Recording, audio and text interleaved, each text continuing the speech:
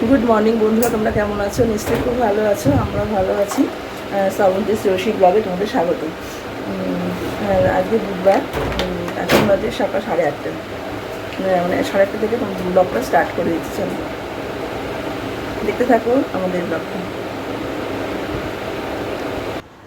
মর্নিংয়ে তো মিঠি ছাতু খায়, তা ছাতু গুলছি। ছাতুটা গুলে ওকে দেবো, ও খাবে। ও ছুটির দিনকে শুধু কচুরি খায়, বাদবাকি দিনেও ছাতুটা খায় আর কি। ছাতুটা না খেলে আর হয় না। দেখো ঘাস হয়েছে উঠোনে, কত ঘাস হয়েছে। উঠোনে ঘাসগুলো ছিঁচ্ছি, দিয়ে উঠোনটা ঝাড় দিয়ে নেবো।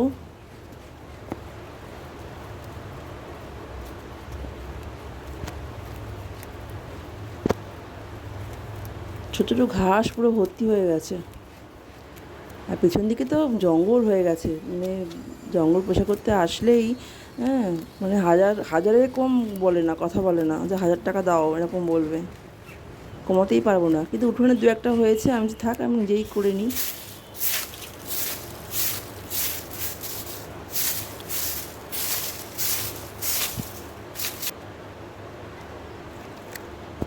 আকাশ মেঘ করেছে, দেখো না, বৃষ্টি আরম্ভ হয়েছে। আর মিঠি আনন্দে ভিজতে আরম্ভ করে দিয়েছে, দেখো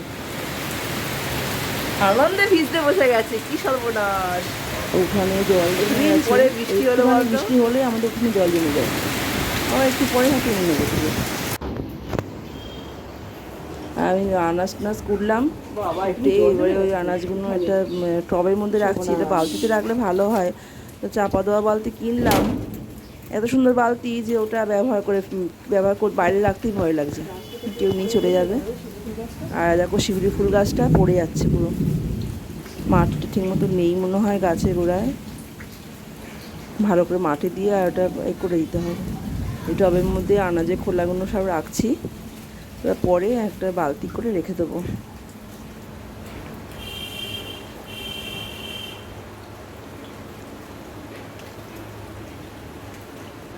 মিঠি ডান্স করছে। ওর ডান্স করার জায়গাটা না খুবই ছোট হয়ে গেছে, ওর জন্য ওটা কিছু ভাবতে হবে। উঠানে যে করাবো তারও কোনো জো নেই। নারকেল গাছগুলো আছে, ভয় লাগে যদি নারকেল টাকল মাথায় পড়ে। এই ঘরের মধ্যে সাইকেল রয়েছে, আমার দাদা ভাইয়ের সঙ্গে একটু যাচ্ছে দোকানে। কিছু জিনিস আনতে হবে। ডিম ছিল, দুখানা ছিল, সেদ্ধ করেছি। দুখানা হয় আমি যেটা, আর ডিম নিয়ে আয়, একটু স্ন্যাক্স কিছু নিয়ে আয় যদি খাস টাস পরে। দোকানে গেছে।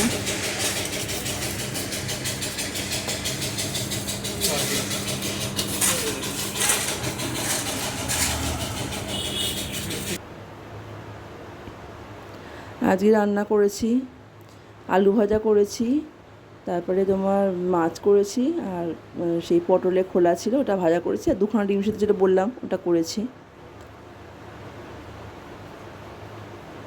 সন্ধেবেলা মিঠি পড়াশোনা করছে। ঠিক আছে বন্ধুরা, দাদাভাই আর মিঠি দুজনে পড়াশোনা করছে। তোমরা সবাই খুব ভালো থেকো, সুস্থ থেকো, খুব সাবধানে থাকবে।